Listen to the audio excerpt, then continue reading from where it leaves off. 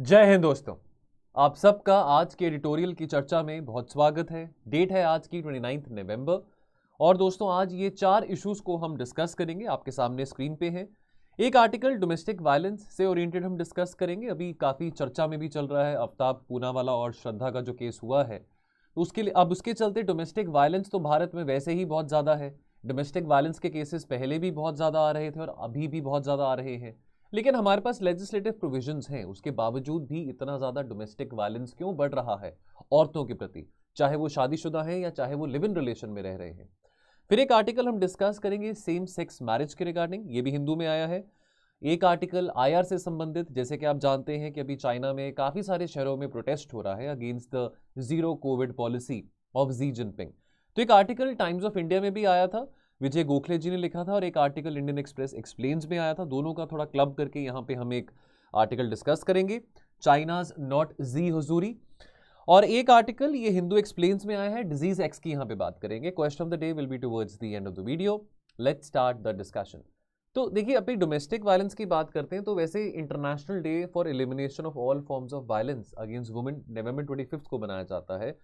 और उसी दिन से कुछ दिन पहले ये जो केस था आफ्ताब पूनावाला और श्रद्धा वलकर जी का, ये हमारे सामने आया था, जहां पे बहुत बेरहमी से श्रद्धा को मारा गया था। वो लिव इन रिलेशन में रह रहे थे, लिव इन पार्टनर थे आफ्ताब श्रद्धा के, और उनको बहुत बेरहमी से मारा गया। उनको कितने सारे पीसेस में चॉप डाउन करा गया। और इस तरह की जो खबर आती है सुनने में तो काफ़ी दंग कर जाती है कि ऐसा क्यों हो रहा है, कि ये किस तरह का मतलब ज़माना चल रहा है आज के टाइम पे, जहाँ पे दो प्रेमी अगर इकट्ठे रह रहे हैं, देखिए लड़ाई हो सकती है, झगड़े हो सकते हैं, मतभेद हो सकते हैं, लेकिन इतनी बेरहमी से मारना, ये ज़रा दंग कर देने वाली बात होती है। फिर एक और बात भी आती है कि भाई आप अगर एक टॉक्सिक रिलेशन में हैं, देखिए टॉक्सिक रिलेशन में अगर आप हैं, आपको इमोशनली बहुत यहाँ पे मैनिपुलेट किया जा रहा है, सेक्सुअली आपके अगेंस्ट वायलेंस किया जा रहा है, फिजिकली आपको हार्म पहुंचाया जा रहा है, तो आप उस रिलेशन में है ही क्यों? आप उस रिलेशन से बाहर क्यों नहीं निकल आते हैं? और अगर आप लिव इन रिलेशन में हैं तो खास करके आपको कोई मजबूरी तो है नहीं आपको रहने की। चलो शादीशुदा है, वैसे तो शादीशुदा है तो भी मजबूरी नहीं होनी चाहिए। आप डिवोर्स ले सकते हैं, पुलिस के पास जा सकते हैं, लेकिन चलो अगर आपकी शादी है तो मे बी आपके पेरेंट्स कहते हैं कि चलो समाज क्या कहेगा, आप अभी अपने इकट्ठे अपने पति के साथ रहें, अभी फैमिली को आप बाइंड करने की कोशिश करें। लेकिन जब आप लिव इन रिलेशन में रह रहे हैं तो आपको क्या चीज़ रोकती है कि आप ऐसे टॉक्सिक रिलेशन से बाहर क्यों नहीं निकल पा रहे हैं? हमारे पास लीगल प्रोविजंस हैं। इनफैक्ट हम डीवी एक्ट की बात करें, protection of women from domestic violence act 2005 में ये लेजिस्लेट किया गया था, लेकिन उसके बावजूद भी केसेस बढ़ रहे हैं वायलेंस अगेंस्ट वुमेन के। देखिए, डोमेस्टिक वायलेंस एक पनिशेबल ऑफेंस है हमारे भारत के कानून के चलते, और एक वायलेशन है ह्यूमन राइट्स का। अभी जो रिसेंटली एनएफएचएस का डेटा हमारे सामने आया था, वहां पे ये बात रिवील करी गई है कि वायलेंस जो है अगेंस्ट वुमेन वो अभी भी बहुत ज़्यादा परसिस्ट करता है हमारी सोसाइटी में। नेवरदलेस आज के टाइम पे आदमी भी बहुत एजुकेटेड हैं, लेकिन औरतें भी बहुत एजुकेटेड हैं। लेकिन हैरानगी की बात यहाँ पे ये होती है कि जब औरतें भी बहुत एजुकेटेड हैं तो वो क्यों इतना torture, why are they tolerating that kind of a torture, why don't they move out of such toxic relations? और यहाँ पे डेटा ये भी कहता है कि लगभग 32 से 33% यानी कि लगभग 1/3 ऑफ द इंडियन वुमेन, जिनकी जो एज है, जो महिलाएं हैं 18 साल से लेकर 50 साल की उम्र के बीच में, वो किसी किस्म का सेक्सुअल, फिजिकल या इमोशनल टॉर्चर जो है, जो वायलेंस जो है अपने हस्बैंड के द्वारा, वो सह रहे हैं। अब 17 साल हो चुके हैं डोमेस्टिक वायलेंस एक्ट को लेजिस्लेट करे हुए, और एक बहुत प्रोग्रेसिव लेजिस्लेशन है। और इसके चलते अब ऑब्वियसली चलो स्टेट का तो रोल है ही है, प्रोटेक्शन प्रोवाइड करना औरतों को, पुलिस का तो डेफिनेटली रोल है ही है, लेकिन साथ के साथ यहाँ पे सिविल सोसाइटी, एनजीओज, अब ये नॉन स्टेट एक्टर्स आ जाते हैं, सिविल सोसाइटी एनजीओज, जो कि और बहुत ज़्यादा राहत देते हैं, बहुत हेल्प पहुँचाते हैं ऐसी महिलाओं को जो कि बहुत डोमेस्टिक वायलेंस सह रहे हैं अपने पतियों के हाथ। लेकिन ये कानून है, प्रोविजन है, सब कुछ है। भारत में कानून की कमी किसी भी चीज़ को लेके नहीं है, लेकिन इसकी इंप्लीमेंटेशन इतनी अच्छी नहीं है। और डिस्पाइट की इतना एक एम्बिशियस और प्रोग्रेसिव लेजिस्लेशन 2005 में टेबल डाउन किया गया था, लेकिन फिर भी बातें सिर्फ पेपर पे ही लिखी गई हैं, एक्चुअल में इसकी इंप्लीमेंटेशन ठीक तरह से नहीं हो रही है। रियलिटी क्या है? रियलिटी ये है, एनएफएचएस का डेटा ये भी कहता है केवल 14% जो औरतें हैं वो आगे बढ़ के, हिम्मत जुटा के वो आगे जाके पुलिस में कंप्लेंट करती हैं, या अपने रिश्तेदारों से, अपने परिवार वालों से बात करती हैं, और ये बात ओपन अप करती हैं, कन्फेस करती हैं कि हमारे प्रति काफ़ी हमको वायलेंस हमारे प्रति किया जा रहा है हमारे पतियों के द्वारा। और चलो शहरों में तो औरतें आके, महिलाएं आके बात बोल देती हैं, लेकिन गाँव में तो महिलाएं आके बोलती भी नहीं हैं। शायद रूरल एरियाज में तो महिलाओं को ये भी नहीं पता होगा कि डोमेस्टिक वायलेंस एक्ट नाम का कोई चीज़ एग्जिस्ट भी करती है।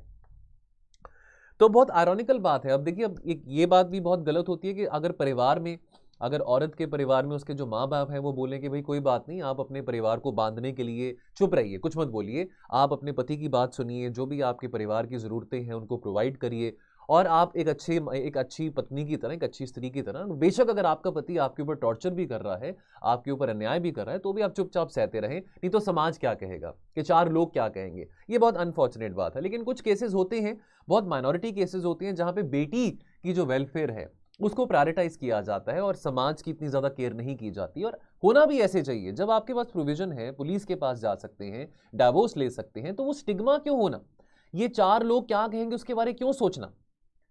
अब ये सोशल नॉर्म्स हमारे अब लोगों के माइंड में इनग्रेन हो चुके हैं। इंटरेस्टिंग बात तो ये है कि एनएफएचएस का डेटा ही ये बात कहता है कि औरतें जस्टिफाई करती हैं कि हाँ भी हमारे पति सही हैं अगर हमारे अगेंस्ट वो वायलेंस कमिट कर रहे हैं। औरतें टॉलरेट कर रही हैं अगर उनके पतियों का कहीं बाहर एक्स्ट्रा मैरिटल अफेयर्स भी है, तो वो ये बात को टॉलरेट करके जस्टिफाई कर रहे हैं कि हाँ कोई बात नहीं, एक्सेप्टेबल है अगर वो हमको मार रहे हैं, पीट रहे हैं। और लेकिन जो औरतें हिम्मत जुटा के अपने दोस्तों को, अपने रिश्तेदारों को, पुलिस को, फैमिली मेंबर्स को जो बात बताती हैं कि भाई हमारे अगेंस्ट वायलेंस हमारे अगेंस्ट वायलेंस कमिट किया जा रहा है, उनको बहुत राहत मिलती है, सेंस ऑफ रिलीफ मिलता है, एक मेंटल सेटिस्फैक्शन मिलता है, एक बहुत बड़ा बोझ हल्का हो जाता है। तो अब यहाँ पे उनको हिम्मत जुटा के आगे सामने आना चाहिए, सीधी सी बात है। अब हार्श रियलिटी तो ये भी है कि बेशक हमारे पास अब हर एक पहलू हमने आर्टिकल में डिस्कस करना है। हार्श रियलिटी यानी कि जो एक आयरॉनिकल बात यहाँ पे ये भी है कि लेजिस्लेटिव प्रोविजन है, डोमेस्टिक वायलेंस एक्ट है, लेकिन औरतों को इस बात का भी बहुत बड़ा एक भय है, फियर है कि भी कौन जाएगा कोर्ट में, कोर्ट कचहरी में, कौन पुलिस के चक्कर काटेगा, बहुत वहाँ पे हैरेसमेंट देखनी पड़ेगी। और कुछ औरतों के पास, ज़्यादातर औरतों के पास रूरल एरियाज़ में उनके पास इतने पैसे भी नहीं होते हैं कि वो वकील हायर कर सकें, अपनी केस की कार्रवाई आगे बना सकें। उनको डोमेस्टिक वायलेंस एक्ट के प्रोविजन के बारे में नहीं पता, ठीक है। और जो सर्वाइवर्स होते हैं, जो अब कोशिश करना चाहते हैं हिम्मत जुटा के कि वो अपने पति के अगेंस्ट केस फाइल करें, और लेकिन उनके पास पैसे नहीं है, तो वो क्या करते हैं, वो खुद अपनी स्किल्स को एनहांस करते हैं ताकि वो रोजगार की अपॉर्चुनिटीज हासिल कर सकें और अपने बच्चों को बढ़ा सकें, और उसके बाद जाके कोर्ट कचहरी में जाके ये केसेस को आगे बढ़ा सकें। तो ये भी एक रियलिटी है। पुलिस क्या कर रही है, अब रोल ऑफ पुलिस, औरतों को ज़्यादा डर लगता है पुलिस के पास जाने से। उनको लगता है कि पुलिस के पास जाने से प्रॉब्लम और इंक्रीज हो जाएगी, कि पुलिस जो है that is part of the problem rather than the solution to the violence. Police क्या करती है, या तो पुलिस क्या करेगी, या तो औरतों को वापस भेज देगी कि भाई आप जाइए, कोई ऐसी बात नहीं है, और आपका केस हम फाइल नहीं करेंगे डोमेस्टिक वायलेंस के चलते। या दूसरी बात क्या होगी कि वो उनके पतियों को, यानी कि जो पुलिस है, पुलिस उनके पतियों को बुलाएगी लॉकअप में, जेल में, उनको डंडे मारेंगे, उनको मारेंगे पीटेंगे, और कहेंगे चलो इनको मार पीट दिया है, डंडे मार दिए, अब ये ठीक हो जाएंगे, सीधे हो जाएंगे, अब ये आपके अगेंस्ट कुछ नहीं करेंगे। लेकिन केस फिर नहीं फाइल करते हैं डोमेस्टिक वायलेंस एक्ट के चलते, ठीक है। और सबसे जरूरी बात, अगर एक महिला पुलिस कर्मचारी के पास आ रही है, स्टेशन हाउस ऑफिसर के पास आ रही है कि मेरे पति मुझको मार पीट रहे हैं, तो डोमेस्टिक वायलेंस एक्ट ये कहता है कि पुलिस कर्मचारी का ये कर्तव्य है कि वो उस महिला को कनेक्ट करें प्रोटेक्शन ऑफिसर्स के साथ, जो कि डोमेस्टिक वायलेंस एक्ट में प्रोविजन प्रोवाइडेड है। लेकिन ये चीज नहीं होती है। तो क्या स्टेट फेल कर रहा है औरतों को प्रोटेक्ट करने के लिए, ये सवाल हमारे सामने खड़ा उठता है।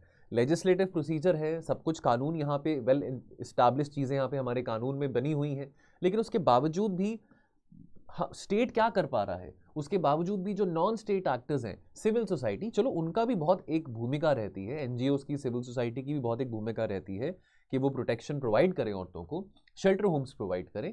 लेकिन क्या केवल नॉन स्टेट एक्टर्स ही ये जिम्मेवारी निभाएंगे, क्या स्टेट की जिम्मेवारी कुछ नहीं बनती है? ये हमारे सामने एक सवाल खड़ा उठता है। चलिए अगला आर्टिकल, यहाँ पे सेम राइट्स की हम बात करेंगे, हम सेम सेक्स मैरिज की बात करें, चाहे वो दो लेस्बियंस मैरिज करना चाहें, चाहे वो दो गेज मैरिज करना चाहें, उनका अपना अधिकार है, उनका अपना राइट है। अब देखिए ये, अब that is a matter of your independent discretion कि आप सेक्सुअली एक आदमी के टुवर्ड्स अट्रैक्टेड हैं, आप अगर एक आदमी हैं और एक आदमी के टुवर्ड्स अट्रैक्टेड हैं, ये आपका अपना डोमेन है। या अगर आप एक औरत हैं और एक औरत के टुवर्ड्स अट्रैक्टेड हैं, ये भी आपका अपना पर्सनल राइट है। या अगर आप एक आदमी हैं और एक ट्रांस वुमन के टुवर्ड्स अट्रैक्टेड है, तो ये सब। और आज के टाइम पे इन चीज़ों को अवेयरनेस बढ़ाने के लिए, मोबिलाइज करने के लिए मूवीज़ भी आ रही हैं, इस बात को लेकर ओपन डिस्कशन हो रही है।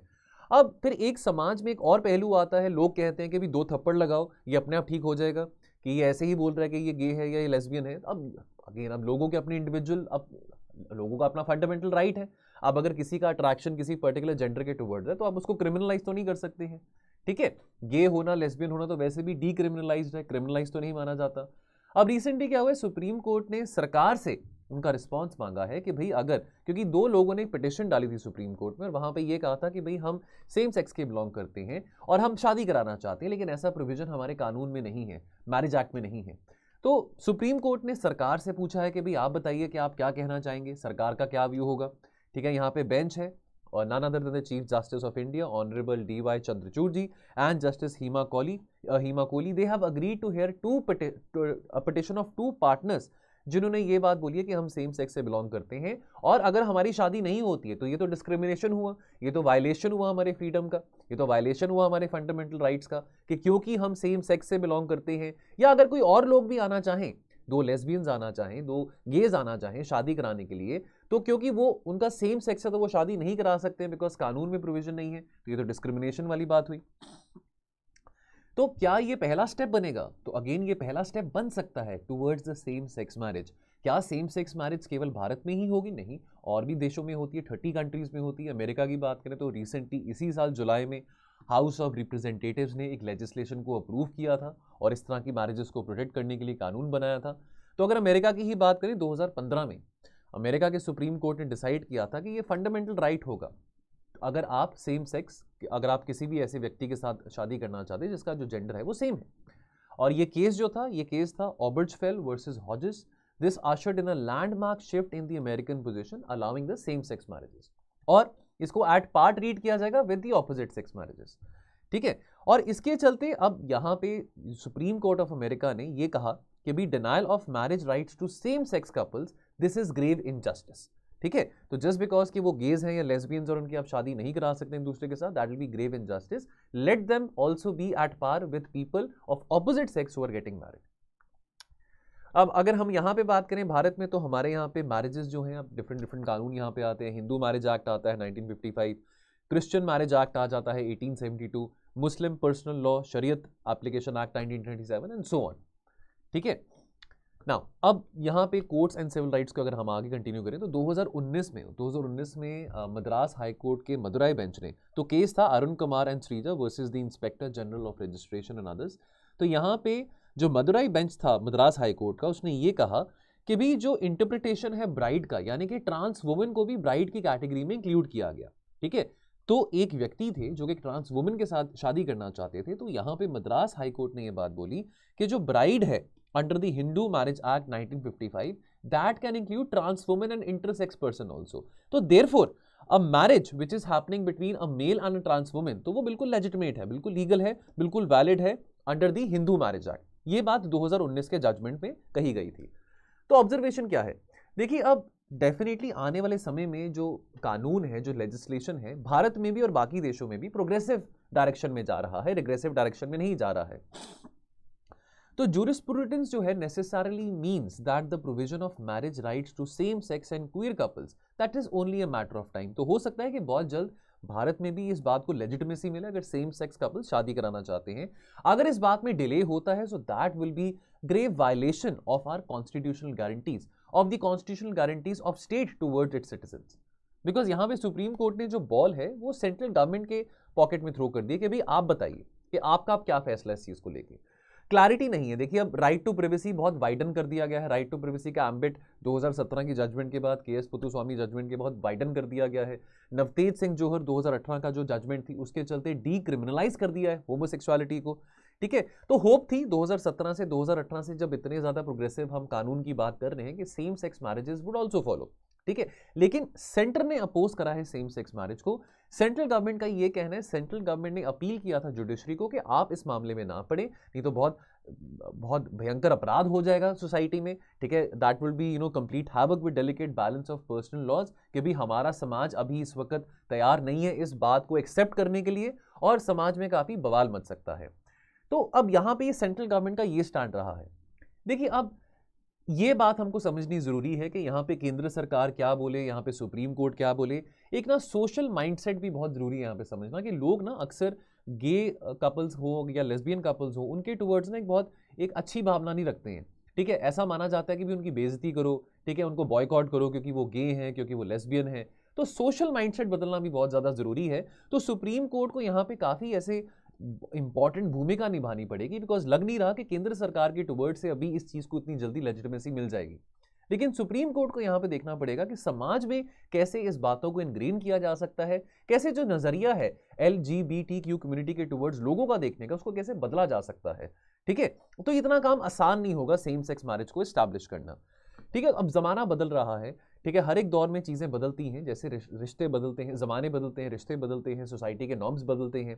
तो उसी तरह से यहाँ पे इस चीज को एक्सप्लोर करना भी बहुत ज्यादा जरूरी है कि क्या जो फ्रीडम्स हैं, जो लिबर्टीज हैं, क्या उसको भी इवॉल्व करना जरूरी है, कैसे वो एक्सटेंड किया जा सकता है टू एवरी स्फेयर। अब कल को सेम सेक्स कपल शादी कर रहा है तो कल को वो बच्चा भी अडॉप्ट करना चाहेंगे, तो उसके चलते क्या कानून में, क्या हमारे ऐसे संविधान में कोई ऐसा प्रोविजन होगा जिसके चलते जो सेम सेक्स कपल्स है वो बच्चों को भी अडॉप्ट कर पाएंगे। तो ये सब चीजें सोचने वाली हैं। चलिए, चाइनाज नॉट जी हुजूरी। तो देखिए दोस्तों, यहाँ पे अभी आप न्यूज़ में पढ़ रहे होंगे चाइना में कोविड के केसेस काफ़ी बढ़ रहे हैं। 40,000 केसेस रिपोर्ट करे गए थे शनिवार को, नवंबर 26 को। और चाइना में डिफरेंट शहरों में प्रोटेस्ट भी बहुत हो रहे हैं, जी जिनपिंग के अगेंस्ट नारे लगाए जा रहे हैं। तो जैसे आपको याद होगा, मार्च अप्रैल की बात है, श्रीलंका में गो गोता गो, श्रीलंका में ऐसे नारे लगाए जा रहे थे गोताबाया राजापक्सा के अगेंस्ट। आज कुछ ऐसी स्थिति जी जिनपिंग के अगेंस्ट यहाँ पे की जा रही है, लेकिन चाइना फाइनेंशियल इमरजेंसी की सिचुएशन में नहीं है जैसे श्रीलंका था, लेकिन जी जिनपिंग के खिलाफ नारे लगाए जा रहे हैं। और दोस्तों, हैरानगी की बात यह है कि चाइना में ये लास्ट मोमेंट इस तरह का लोगों का सड़कों पे आके प्रोटेस्ट करना 1989 में हुआ था। अप्रैल से लेके जून की बात है, जो तियानमेन स्क्वायर प्रोटेस्ट हुए थे, जहां पे जो बच्चे थे, जो स्टूडेंट्स थे, कॉलेज गोइंग स्टूडेंट्स थे, वो आके प्रोटेस्ट कर रहे थे, प्रो डेमोक्रेसी सपोर्टर्स थे। तो अब यहाँ पे जो लोग हैं, जो बच्चे हैं, जो नौजवान हैं, वो आके प्रोटेस्ट कर रहे हैं जी जिनपिंग के अगेंस्ट और जी जिनपिंग की ये जीरो कोविड स्ट्रैटेजी के अगेंस्ट। ठीक है, कि जहां पे जीरो कोविड स्ट्रैटेजी के चलते कि थोड़े से भी केसेस अगर कोविड के आते हैं, उसके चलते लॉकडाउन हो जाएंगे, उसके चलते आपको टेस्ट कराना पड़ेगा, उसके चलते आप ट्रैवल नहीं कर सकते हैं। अब लॉकडाउन, अब देखिए अब देखो, तो अब यहाँ पे 2020 से हम कोविड का देख रहे हैं सारा का सारा तमाशा। अब 3 साल तक अब लॉकडाउन में तो नहीं रह सकते हैं। देखिए कितनी प्रॉब्लम आई थी लॉकडाउन में, है ना, कितना इकोनॉमिक कॉन्ट्रैक्शन भी हुआ था। अब इस चीज को इनडेफिनेटली, तो लॉकडाउन एक सस्टेनेबल स्ट्रैटेजी तो नहीं है इनडेफिनेटली। लोग अब कब तक घर बैठे रहेंगे। ठीक है, अब ये ट्रिगर कहाँ हुआ है, जिनजियांग में हुआ है। ठीक है, नाउ ये जिनजियांग के, यानी कि जो नॉर्थ वेस्ट रीजन है चाइना का, जिनजियांग की बात करें, जहाँ पे ईगुर मुस्लिम्स की पॉपुलेशन भी बहुत ज़्यादा पाई जाती है। हुआ क्या था, थर्सडे को नवंबर 24 को एक आग लगी थी एक बिल्डिंग में, जहाँ पे 10 लोग मारे गए थे। अब इन 10 लोगों को रेस्क्यू भी किया जा सकता था, लेकिन because of the zero Covid strategy, because ये लॉकडाउन में थे, ये अपने घर में थे, अपने अपार्टमेंट में थे, इस करके इनको रेस्क्यू करना भी बहुत मुश्किल था। ठीक है, इसके चलते क्राउड्स ने स्ट्रीट पे आके प्रोटेस्ट करना शुरू किया और बोला कि ये लॉकडाउन को बंद करें, कल को फिर कहीं आग लगेगी किसी अपार्टमेंट में तो उनको नहीं बचा पाएंगे, नहीं रेस्क्यू कर पाएंगे, बिकॉज जी जिनपिंग का ये डिक्टेट है कि भाई जब तक कोविड के केसेस जीरो होने नहीं शुरू हो जाते तब तक लोग अपने घर से बाहर नहीं निकलेंगे। तो लोग बहुत डिससैटिस्फाइड हैं। जिनजियांग की बात हो रही है तो जिनजियांग वही रीजन है जहाँ पे ईगुर पॉपुलेशन सिचुएटेड है। अब वेस्टर्न मीडिया में बहुत सारी इंटरनेशनल ऑर्गेनाइजेशंस हैं, बहुत सारी वेस्टर्न गवर्नमेंट्स हैं, जो कि बार बार इन बात को हाईलाइट भी करते हैं कि चाइना कितनी अट्रॉसिटीज कर रहा है ईगुर मुस्लिम्स के ऊपर। ठीक है, ह्यूमन राइट वायलेशंस कर रहा है। तो देयरफॉर ये जो प्रोटेस्ट है जिनजियांग में, ये बहुत ज़्यादा अब यहाँ पे कैची एक मोमेंट बन चुका है और बहुत रिस्की मोमेंट भी बन चुका है। ठीक है, अब उसके चलते जिनजियांग में जो प्रोटेस्ट हुआ, अब शंघाई जो कि एक बहुत बड़ा मेट्रोपॉलिटन एरिया है चाइना का, वहाँ पे भी प्रोटेस्ट अब ये शिफ्ट हो चुके हैं और यहाँ पे बहुत प्रेस्टीजियस यूनिवर्सिटीज़ में से बच्चे आके सड़कों पे प्रोटेस्ट कर रहे हैं और इस तरह के नारे लगा रहे हैं कि serve the people, we want freedom, ठीक है, we don't want health courts, इस तरह की बातें कही जा रही हैं। जी जिनपिंग को चैलेंज किया जा रहा है। Now China being a communist country, this is a very rare sight to see people protesting on the roads, because कहा जाता है कि चाइना में बोलने की आज़ादी नहीं है, सोचने की आज़ादी नहीं है, लेकिन वहाँ पे लोग इतनी हिम्मत जुटा के जी जिनपिंग को चैलेंज कर रहे हैं, तो ये अपने आप एक बहुत बड़ी बात है। और चाइना कंटिन्यू क्यों करना चाहता है जीरो कोविड स्ट्रैटेजी को? चाइना ये कहता था, देखो जब कोविड आया था तो हमको बहुत गालियां पड़ी थी, हमको बहुत सुनने को मिला था, अब हम ये चाहते हैं कि कल को हमारे ऊपर ब्लेम ना आए, है ना, कि कल को भी चाइना से कोविड के केसेस आ रहे हैं, तो इस करके हम ये चाहते हैं कि जब तक बिल्कुल जीरो केसेस नहीं आते हैं, ठीक है, जब तक बिल्कुल सेफ्टी नहीं होती, तब तक हम लोगों को बाहर नहीं जाने देंगे। ठीक है, अब जीरो कोविड स्ट्रैटेजी के चलते जो डेथ टॉल है, definitely that has been very low, जो स्प्रेड ऑफ इन्फेक्शन है that has been very low, but it's 3 years now. देखो 3 साल बहुत ज्यादा टाइम होता है लॉकडाउन का। अब कब तक आप जीरो कोविड स्ट्रैटेजी को सस्टेन कर पाओगे? ठीक है, अब कितने सारे लोग हैं जो कि अपने घर में बैठे हैं, बाहर मार्केट में जाके कुछ खरीद नहीं सकते हैं। इकोनॉमिक, अब चाइना का भी इकोनॉमिक डिक्लाइन देख रहे हैं, इकोनॉमिक कॉन्ट्रैक्शन आ रहा है, चाइना की इकोनॉमी स्लो डाउन कर रही है, उनके बहुत सारे ऐसे शौक हो सकते हैं वो पूरे नहीं कर पा रहे, लोग बाहर जाके मार्केट से कुछ चीज़ खरीद नहीं पा रहे हैं, 3 साल से घर बैठे हुए हैं। तो टॉर्चर है, मेंटल टॉर्चर है और इमोशनल टॉर्चर है। तो इस करके उनको लगता है लोगों को कि भाई अब ये लॉकडाउन की स्ट्रैटेजी बंद कर देनी चाहिए। तो अब चेंज की रिक्वायरमेंट यहाँ पे बहुत जरूरी है। देखिए, अब जीरो कोविड स्ट्रैटेजी तो सस्टेनेबल नहीं है, ठीक है। अब चाइना की सरकार का ये कहना है कि बहुत ज़्यादा जो, अब ये बात भी हम देखें कि चाइना में ज़्यादातर जो पॉपुलेशन है वो एजिंग पॉपुलेशन है, एल्डरली पॉपुलेशन है, यूथफुल पॉपुलेशन कम है। और चाइना की सरकार को इस बात का डर है कि वो कहीं एक्सपोज ना हो जाए, बिकॉज वो वल्नरेबल पॉपुलेशन है, जो एजिंग पॉपुलेशन है। और अब आप नहीं तो फिर वैक्सीन कराएं। आप वैक्सीन क्यों नहीं करा रहे हैं? आपने 3 शॉट वैक्सीन का मैंडेट जो रखा है, तो आप वैक्सीनेशन कराएं। आंकड़े क्या बताते हैं? 68% of the more than 25 crore Chinese people age 60 and above, 25 crore जो है चाइना की जो आबादी है, that is 60 and above, that is quite a lot. They have received 3 shots, still not 100%। और लगभग 3 करोड़ लोग, 3 करोड़ लोग जिनकी उम्र 80 साल से ज्यादा है, दे have received only 40%, only 40% of them have received 3 shots, ठीक है। तो अब सरकार को चाहिए कि जल्दी से ये जो एजिंग पॉपुलेशन है उनको वैक्सीनेट करें, और जो यूथफुल पॉपुलेशन है जो कि अब जो उनके अंदर इम्यूनिटी बिल्डअप हो चुकी है, तो वो बाहर जाके अपना काम करें, ठीक है, उनका रोजगार कंटिन्यू रहे। तो अब ये स्ट्रैटेजी चाइना को चेंज करने की बहुत आवश्यकता है, अदरवाइज ये प्रोटेस्ट होते रहेंगे। लास्ट आर्टिकल, डिजीज एक्स की बात करेंगे, tracking the next pandemic. Disease x कोई अभी नया डिजीज नहीं आया है, लेकिन यहाँ पे वर्ल्ड हेल्थ ऑर्गेनाइजेशन ने प्रायोरिटाइज करें कुछ पैथोजेंस को। पैथोजन क्या होते हैं? वायरस, बैक्टीरिया जो कि डिजीजेस क्रिएट कर सकते हैं। और आने वाले समय में कोई ऐसे पैथोजेंस हो, कोई ऐसे वायरसेस हो, कोई ऐसे बैक्टीरियाज हो जो कि आने वाले समय में कोई बहुत बड़ी महामारी जो कि बहुत बड़ी महामारी क्रिएट कर सकते हैं, उस चीज़ों को आइडेंटिफाई करने की एक्सरसाइज WHO ने मंडे को शुरू करी है, ठीक है। तो अब आने वाले समय में WHO का कहना है दैट पीछे देखिए बहुत सारे वायरसेस आए थे। अभी इबोला आउटब्रेक हुआ था 2014 में, जीका आउटब्रेक हुआ था 2016 में, चलो कोविड हुआ था 2019 में। अब WHO ये कह रहा था देखो ये जब बीमारियां आती हैं, चाहे वो एपिडेमिक हो चाहे वो पैंडेमिक हो, ना तो लोग तैयार होते हैं, ना तो साइंटिफिक कम्युनिटी तैयार होती है, ना तो सरकारें तैयार होती हैं, ना वर्ल्ड हेल्थ ऑर्गेनाइजेशन की प्रिपरेशन स्ट्रैटेजी होती है। और बहुत अच्छी बात है कि भाई हम अपने आप को कैसे प्रिपेयर कर सकते हैं, बिकॉज आने वाले समय में पैंडेमिक्स होंगी, एपिडेमिक्स होंगी, बीमारियां आएंगी, अजीबोगरीब बीमारियां जरूर सामने आएंगी। तो कैसे, चाहे उस बीमारी से लड़ने के लिए क्या स्ट्रैटेजी हो, कौन सी वैक्सीन का उपयोग किया जाए, कौन से टेस्ट किए जाए, तो यहाँ पे पूरी वायरस फैमिली को स्टडी करने की बात की जा रही है। तो 25 ऐसी वायरस और 25 ऐसे बैक्टीरियल फैमिलीज हैं, वायरस स्ट्रेन्स या बैक्टीरियल स्ट्रेन्स नहीं, बट पूरी की पूरी फैमिलीज जो हैं उनको स्टडी किया जाएगा। और आने वाले समय में ऐसा एक पॉसिबिलिटी है, कोई डिजीज एक्स नाम से कोई ऐसा बहुत बड़ी एक महामारी हो सकती है बिकॉज ऑफ डिजीज एक्स, तो वो ना हो और कैसे उससे हम लड़ सकते हैं या कैसे उसके इम्पैक्ट को हम मिटिगेट कर सकते हैं, उस चीज की यहाँ पे WHO स्टडी कर रही है। तो disease X refers to an unknown pathogen, pathogen यानी कि वायरस, बैक्टीरिया जो कि डिजीज क्रिएट करता है, जिसमें पोटेंशियल है नेक्स्ट पैंडेमिक क्रिएट करने का। तो ये एक पार्ट है WHO की, वर्ल्ड हेल्थ ऑर्गेनाइजेशन के प्रायोरिटी डिजीजेस लिस्ट का, ठीक है, जिसके चलते यहाँ पे इन प्रायोरिटी डिजीजेस लिस्ट की एक बेहतरीन तरीके से रिसर्च एंड डेवलपमेंट की जाएगी। अब यहाँ पे ये लिस्ट आ जाती है प्रायोरिटी डिजीजेस की, तो देखिए कोविड अभी भी नंबर 1 पे है, टॉप पे है। डिजीज एक्स अभी सबसे एंड में आता है बिकॉज इसके बारे में अभी पता नहीं है, लेकिन अगेन मैं रिपीट करूंगा, पॉसिबिलिटी है कोई ऐसा डिजीज एक्स हो सकता है आने वाले टाइम में जो कि महामारी क्रिएट कर सकता है। उसके अलावा इबोला हो गया, लासा फीवर हो गया, ठीक है, आपका middle east respiratory syndrome corona virus हो गया, निपा वायरस हो गया, रिफ्ट वैली फीवर हो गया, तो ये सब डिजीजेस जो हैं यहाँ पे इस लिस्ट में शामिल हैं। तो R&D का ब्लूप्रिंट क्रिएट करना बहुत ज़्यादा ज़रूरी है। देखिए जितना हम रिसर्च एंड डेवलपमेंट कर पाएंगे वायरसेस को लेके, बिकॉज देखिए वायरसेस म्यूटेट करते हैं और वो उनका नेचर है वायरसेस का म्यूटेट करना। अब एक पर्टिकुलर स्ट्रेन ऑफ वायरस को अगर आप स्टडी करेंगे तो कल को वायरस म्यूटेट करके किसी और स्ट्रेन में आ जाता है, तो कहीं ना कहीं आपकी R&D स्ट्रैटेजी में डेफिशिएंसी है। अब R&D स्ट्रैटेजी में आपने साइंटिफिक कम्युनिटी को भी इन्वॉल्व करना है, प्राइवेट सेक्टर को भी इन्वॉल्व करना है, इसके लिए आपको फंडिंग भी चाहिए, सरकारों को भी इन्वॉल्व करना है। तो कैसे एक रोबस्ट स्ट्रैटेजी हो। देखिए अब एक तो बात होता है ना कि डिजास्टर हो गया उसके बाद आप इलाज कर रहे हैं, और एक है कि आप प्रिवेंटिव मेजर्स उठा रहे हैं कि डिजास्टर अगर होता भी है तो हम कितने रेडी हैं, हमारी कितनी प्रिपेयर्डनेस है। अब लेसन्स फ्रॉम द पास्ट की बात करें तो WHO को लगता है कि पिछले 10 सालों में ऐसी बीमारियां सामने आई हैं जिसके चलते मेडिकल कम्युनिटी जो थी वो तैयार नहीं थी, that was very ill prepared. जैसे इबोला आउटब्रेक की बात करें, ठीक है, जो अफ्रीका में हुआ था, तो चाहे वो ट्रीटमेंट ड्रग्स हैं, वैक्सीन्स हैं, कौन से टेस्ट यहाँ पे कंडक्ट करने चाहिए, हेल्थ केयर प्रोफेशनल्स इतने ट्रेन नहीं थे इस तरह की बीमारियों से डील करने के लिए। ज़्यादा से ज़्यादा क्या स्ट्रैटेजी थी सरकारों के पास कि आप लोगों को लॉकडाउन में रख दें, ठीक है, ट्रैवल रिस्ट्रिक्शंस लगा दें, या थोड़ा कम्युनिटी अवेयरनेस की बात आ जाती है, न्यूज़पेपर में, मैगजीन्स में डिजीज़ेस को लेकर काफ़ी इंफॉर्मेशन मोबिलाइज की जाती है।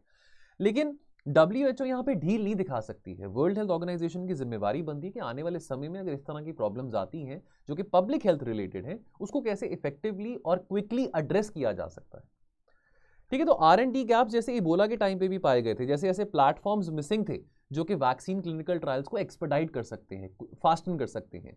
ठीक है, कैसे एक better understanding of the disease को क्रिएट किया जा सकता है, कम्युनिटी को कैसे और ज्यादा मोबिलाइज किया जा सकता है, और फंडिंग सोर्सेज की बात करें कैसे उसको क्विकली एक्टिवेट किया जा सकता है। ठीक है, तो इस तरह से एक बहुत जरूरी है एक ऐसा एफिशिएंट और इफेक्टिव R&D रोड मैप सामने रखना। ठीक है, जहां पे कोलैबोरेटिव फ्रेमवर्क होगा, collaborative framework of all the stake holders involve, governments, private sector, the medical community, the WHO, everybody involve.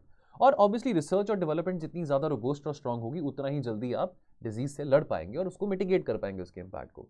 तो R&D का ब्लूप्रिंट की जहां पे बात आती है तो 3 डिफरेंट अप्रोचेस यहाँ पे आती है। एक तो होता है कि कैसे कोऑर्डिनेशन जो है डिफरेंट स्टेक होल्डर्स के बीच में कैसे उसको इंप्रूव किया जा सकता है, कैसे R&D के प्रोसेस को होलली एक्सेलरेट किया जा सकता है, और कैसे नए नॉर्म्स और स्टैंडर्ड्स सेट किए जा सकते हैं for epidemics. Now when is the updated list expected? तो WHO ने जो लास्ट प्रायोरिटाइजेशन एक्सरसाइज थी वो 2018 में कंडक्ट करी थी। एक न्यू अपडेटेड लिस्ट जो है that is expected to be released in the first quarter of 2023, और efforts are towards building the updated list that will draw on the lesson जो कि कोविड की महामारी से WHO सीख पाया, because again WHO also faced a lot of flak because of the कोविड-19। बहुत ऐसा क्रिटिसिज्म में आता है कि WHO ने बहुत लेट डिक्लेयर किया कि कोविड-19 हैज बिकम अ पैंडेमिक, जबकि कोविड के केसेस चाइना में नवंबर में ही आने शुरू हो गए थे, नवंबर 2019 में। तो जो न्यू प्रायोरिटाइजेशन एक्सरसाइज की बात आती है तो यहाँ पे वायरल फैमिली अप्रोच की बात आती है। देखिए लेमैन टर्म में हम समझें, क्योंकि अब हम डॉक्टर्स तो नहीं है, लेमैन टर्म में हम समझें। अब जैसे कोविड आया था, कोविड के चलते काफ़ी सारे म्यूटेंट्स थे, काफ़ी स्ट्रेन्स थे। अभी जो रिसेंटली कोविड का स्ट्रेन जो जनवरी में साल आया था 2022 में, वो ओमिक्रॉन था। अब वायरसेस की नेचर होती है वो म्यूटेट करते हैं, बैक्टीरिया जो होते हैं वो भी म्यूटेट करते हैं, कोई नई बात नहीं होती है। तो बजाय के एक स्ट्रेन को आप स्टडी करें तो WHO की अप्रोच एक होलिस्टिक अप्रोच रहेगी कि पूरी की पूरी वायरल फैमिली को स्टडी करना, ना कि केवल स्ट्रेन को स्टडी करना। तो ये इसके चलते उतनी ही ज्यादा जो नॉलेज है एक्सपर्ट्स की वो और ज्यादा इंक्रीज होगी अगर पूरे वायरस फैमिली को स्टडी किया जाएगा rather than studying a particular strain. तो जैसे आप यहाँ पे देख सकते हैं, जैसे लासा फीवर है। अब यहाँ पे एक मैप आप देख रहे हैं, जैसे अफ्रीका में कुछ देश हैं जहाँ पे केसेस जो हैं, रिपोर्टेड आउटब्रेक्स जो है लासा फीवर की, वो यहाँ पे ब्लू में शेडेड है। और यहाँ पे एट रिस्क, यानी कि वो जो देश है अफ्रीका में, ये वेस्टर्न पार्ट ऑफ अफ्रीका की बात हो रही है, जहाँ पे केसेस अभी लासा फीवर के सामने नहीं आए हैं, लेकिन वो रिस्क है, एट रिस्क है, यानी कि वल्नरेबिलिटी यहाँ पे काफी ज्यादा है, बिकॉज अगेन ये सारे पड़ोसी देश आ जाते हैं। ठीक है, तो इस तरह का एक रोड मैप क्रिएट करना, इस तरह का यहाँ पे R&D ब्लूप्रिंट क्रिएट करना, मैपिंग करना, ट्रेसिंग करना, ये एक प्रायोरिटी बन चुका है WHO के लिए। कोविड की बात करें तो लगभग पूरी दुनिया में ही कोविड के केसेस आ चुके हैं, एक्सेप्ट यहाँ पे WHO का डेटा ये कहता है कि अगर हम तुर्कमेनिस्तान की बात करें, सेंट हेलेना की बात करें, टोकेलाऊ की बात करें, यहाँ पे कोई भी कोविड के केसेस नहीं आए हैं। तो शायद यहाँ पे लोग लकी हैं कि यहाँ पे केसेस नहीं आए थे, बट मोर और लेस कोविड के केसेस रिपोर्टेड की बात करें हर जगह आ चुके थे। और उसी तरह से रिफ्ट वैली फीवर की बात करें, अब काफी सारे ऐसे अफ्रीकन देश हैं जहां पे आउटब्रेक्स हैव बीन रिपोर्टेड, जहां पे केसेस कंफर्म्ड आए हैं। लेकिन अगेन ये येलो में वो कंट्रीज शेडेड है जहां पे रिस्क में है, वो कंट्रीज वल्नरेबिलिटी है कि केसेस आ सकते हैं। तो WHO का काम है कि यहाँ पे अब जहां पे केसेस आ सकते हैं, जहां पे रिपोर्टेड केसेस का जो आउटब्रेक है वो और ज्यादा बढ़ सकता है, तो WHO का काम है कि कैसे उनकी सरकारों को, उनकी सोसाइटी को, उनके लोगों को थोड़ा बेटर स्ट्रेंथन कर सकते हैं, उनकी मेडिकल कम्युनिटी को, इन देशों में जो मेडिकल इंफ्रास्ट्रक्चर है कैसे उसको स्ट्रेंथन कर सकते हैं, ताकि अगर बहुत गंभीर समस्या हो तो उससे लड़ा जा सके। तो क्वेश्चन ऑफ द डे, अब ये क्वेश्चन क्या कहता है, क्वेश्चन थोड़ा लंबा है लेकिन इसका आंसर जो आपने 150 वर्ड्स में लिखना है। तो अगर हम सरल भाषा में बात करें, दैट देखिए बहुत सारे लेजिस्लेटिव प्रोविजंस हैं as far as domestic violence against women is concern. हमारे पास डोमेस्टिक वायलेंस एक्ट 2005 है। फिर भी ऐसा क्यों है कि जो नॉन स्टेट एक्टर्स हैं they have become the first responders to the victims? State कहां पे लैग कर रहा है? क्या व्यूज हैं आपके? आप अपने व्यूज को कमेंट करें 150 वर्ड्स में और हमारे टेलीग्राम ग्रुप में अपना आंसर पोस्ट करें। Now the name of the group is editorials with means answer writing. इस टेलीग्राम ग्रुप का एक्सेस पाने के लिए अगर आप वीडियो पहली बार देख रहे हैं, डिस्क्रिप्शन बॉक्स में जाएंगे, वहां पे आपको लिंक दिखाई देगा, क्लिक करेंगे, आपको हमारे चैनल के प्रति रीडायरेक्ट किया जाएगा। और कोशिश रहती है कि बेस्ट आंसर और मॉडल आंसर हम इस टेलीग्राम ग्रुप में शाम को 6 बजे पिन कर सके। बाकी दोस्तों बेस्ट आंसर जो कल वाला क्वेश्चन था डीपॉपुलेशन से रिगार्डिंग, वो पार्थ का है। Parth very well done. इस आंसर को पिन कर दिया जाएगा शाम को और आप इस आंसर को प्लीज रीड भी करना। एंड बाकी दोस्तों जाने से पहले हमारे जो संभव प्रीलिम्स की क्रैश कोर्स की मैं यहाँ पे 1 मिनट बात करना चाहता हूँ, जो कि ऑलरेडी येस्टरडे 28 नवंबर को शुरू हो चुका है। एनवायरमेंट की क्लासेस चल रही हैं अभी, डेली लाइव क्लासेस हैं मंडे टू सैटरडे। ये कोर्स 30 अप्रैल 2023 तक रहेगा। यदि आपको लगता है कि आप लाइव 11 से 1 के बीच में, बिकॉज टाइमिंग्स क्या है क्लास की 11 to 1 PM, यदि आपको लगता है कि आप इस टाइम के दौरान नहीं अपना जो क्रैश कोर्स है अटेंड कर पाएंगे, हो सकता है आप वर्किंग हो या हो सकता है कि आप कहीं स्टडी कर रहे हो, तो आप इसका जो रिकॉर्डेड लेक्चर है वो बाद में भी देख सकते हैं।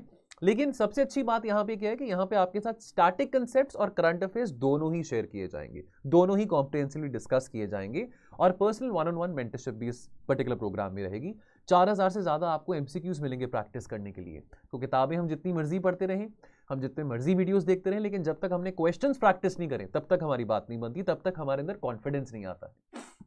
इसके बारे और इन्फॉर्मेशन लेने के लिए आप हमारे टोल फ्री नंबर पे कॉल भी कर सकते हैं 1800-890-3043। मैं आपसे इजाजत लूंगा और आपको मिलूंगा मैं कल और एनालिसिस के साथ। आप अपना ध्यान रखें और पढ़ते रहें। Thank you so much. जय हिंद।